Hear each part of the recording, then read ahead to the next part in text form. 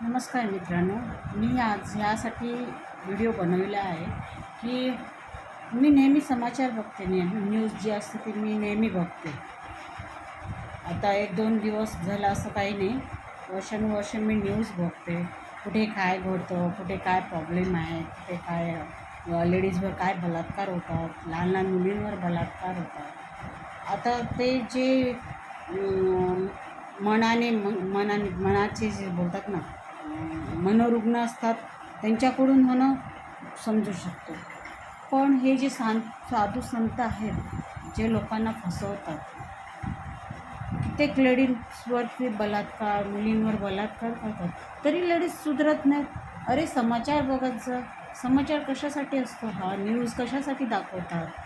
त्यांना काय वेळ मिळत नाही म्हणून, त्याच्याकडे दुसरं काही काम नाही म्हणून असं नाही आहे की हे बघून प्रत्येकाने सुधारायचा प्रयत्न करा. अशा लोकांकडे जाऊ नका. जे फसवणूक करतात अशा लोकांकडे जाण्याचं टाळा. जर देवाची भक्ती, देव जर अशा लोकांमध्ये जर जाऊन काही चांगले कार्य करायला लागला तर देवाचा काय अर्थ नाही आहे ना. देव असून नसल्यासारखा आहे. देव आहे तो देवच आहे. तो त्याचं कोणी जागा घेऊ नाही शकत. कोणता साधू संत, कोणी कितीही शिकलेला असू दे, कितीही मोठा असू दे, पहिल्यातले साधू संत होते ते खरे होते. आताचे सगळे बोंधू आहेत. बोंधू लक्षात घ्या तुम्ही ही गोष्ट. एकही साधू असा मिळणार नाही आहे की जो आपला फायदा बघणार नाही. त्यामुळे शक्यतो लेडीज आणि ज्या मुली आहेत त्यांनी सुधरा. आणि जे लेडीजचे घरचे जे नातेवाईक आहेत त्यांनी न्यूज बघा. आपल्या बायकांना, आपल्या मुलींना अशा लोकांकडे जाऊ देऊ नका. कोणी सांगायची गरज नाही वाटत अशासाठी की शिकलेले एवढे चांगल्या पदावर असणाऱ्या जर लेडीज अशा लोकांकडून त्यांची फसवणूक होते म्हणजे आश्चर्य वाटण्याची गोष्ट आहे.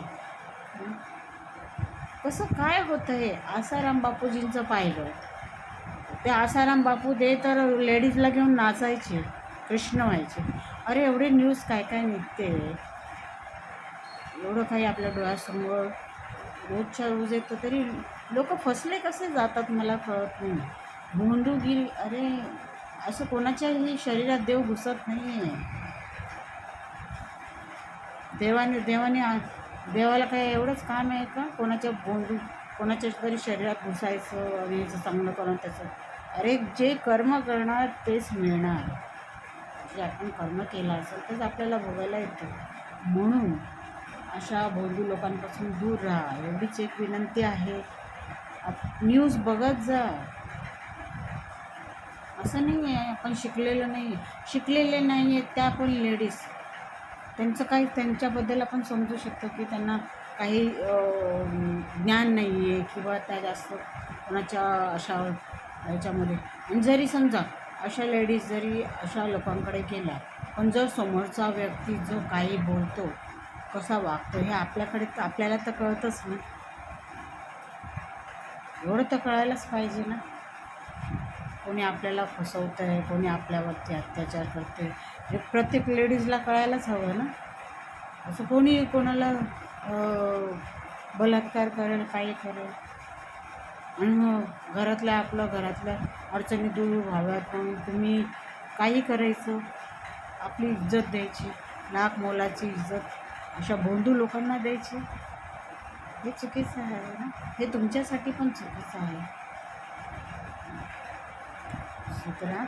अजून सुधरा, वेळ नाही गेली. भोंदू लोकांच्या मागे लागू नका.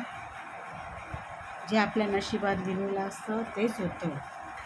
कोणत्याही मोठ्या भोंदूकडे जा, ते तुमचा फायदा उचलणार, तुम्हाला लुटून खाणार. हा त्यांचा धंदा आहे, लक्षात घ्या.